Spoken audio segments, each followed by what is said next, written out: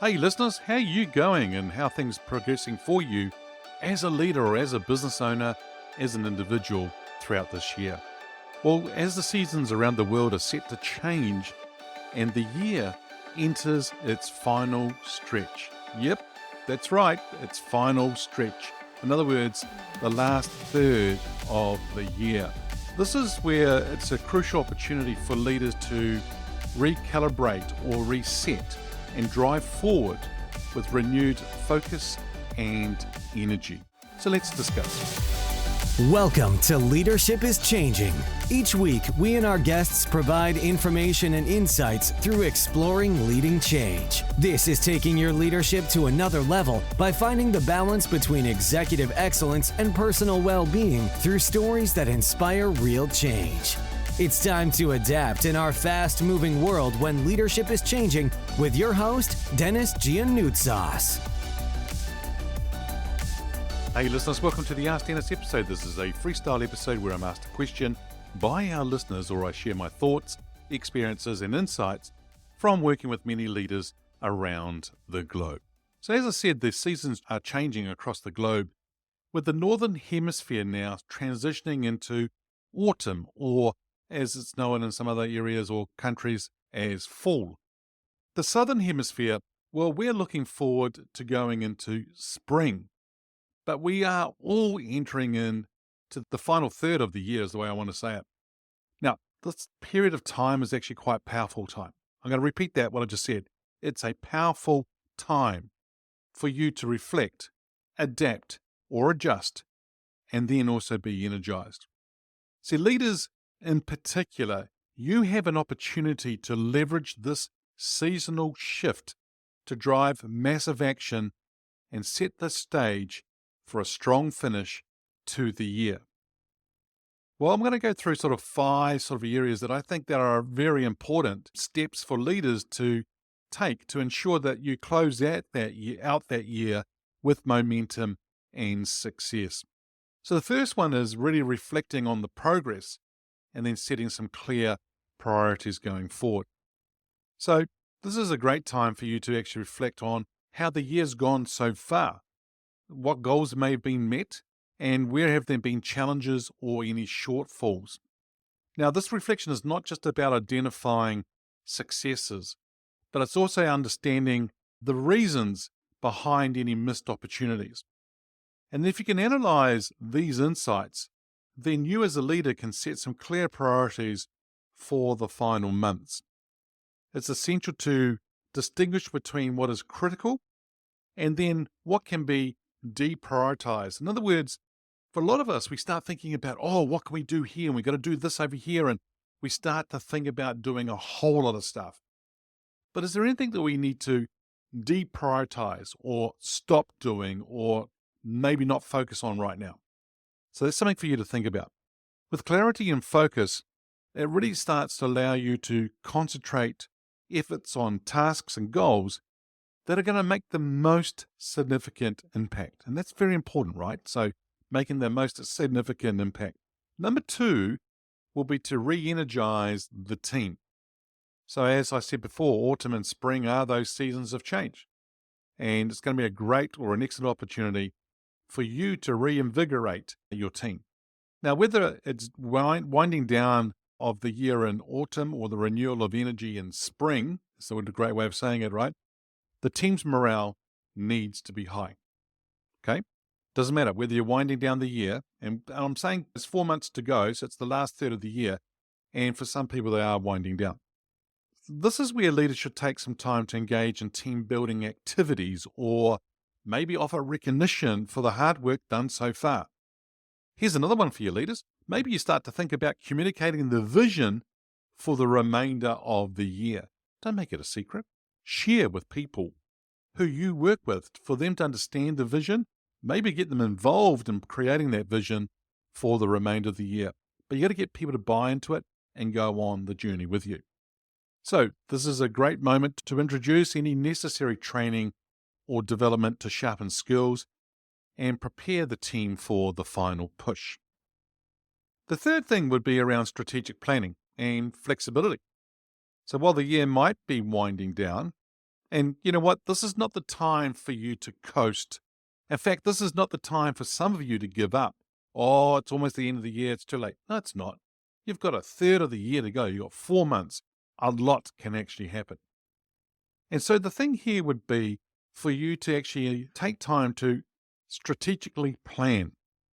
This is where you can start to revisit your strategies and ensure that you're still aligned with those year end goals. However, flexibility is going to be key because circumstances may have changed and plans may need to be adjusted. So if you're being rigid, or you're being quite rigid is a great way of saying it, actually. If you're being rigid in the final third of the year, that can actually have a down effect, or a detrimental kind of effect with the organization. So what I think you should do is that leaders should start to plan for various scenarios and be prepared to adapt if necessary. See, a strategic yet flexible. Now, I always talk about with structure comes flexibility. So a strategic yet flexible approach will actually ensure that the organization can navigate any unexpected challenges while still progressing towards your goal. So you may need to take some detours. So if you think about you're driving somewhere, there is an accident happen and the road is closed, so you now need to take a detour. So it's that ability to be able to adapt and move and go a different way to get to where you want to get to going forward. Number 4 is maximize resources. Now, as the year end approaches, leaders should reassess or assess your resources. Now, there are things like time, budget, personnel, technology. There's all sorts of things you can think about, and determine how to best allocate to get that maximum impact that you're looking for. This is happening quite a bit at the moment here in New Zealand. And with the change of government in the last part of last year, the government's come in, and so government departments, the public sector, is going through a massive review, and they're having to readjust or maximize resources. And so funding has been cut in some areas. Some areas are having to downsize, or they're having to look at things differently. They're having to reprioritize projects, initiatives, things like that, depending on where they need to go to going forward. So it's time for you to be resourceful about what you've got and what you're needing, and also being creative. Now, you may even want to consider redistributing the workload, or reallocating the budget, or even pulling in additional help for any critical projects that you may need to work on. Now, the key here is that to ensure that all available resources are directed towards the highest priority of initiatives or projects. So ensuring that there's nothing left on the table, on the table at the end of the year, right? So you want to make sure you've got everything you're needing to do, you've got all the resources in the right places, and you're going for it. Number 5 is inspire a sense of urgency. Now, this is where you as leaders can do this, right? So this is for you to actually inspire that sense of urgency within the teams. You notice how I said inspire, and I didn't say create or a sense of urgency or motivate that sense of urgency, because you see, inspire is what leaders should be doing. You're there to inspire people. You should be hiring motivated people already. It's very powerful. So that final third of the year is a sprint, and everyone needs to be aligned and motivated to be the best and give their best effort. If you can communicate a clear and compelling vision for what can be achieved before the year end, it's going to help inspire the team. You as a leader should emphasize the importance of finishing strong, not just to meet the targets, but to set the tone for next year.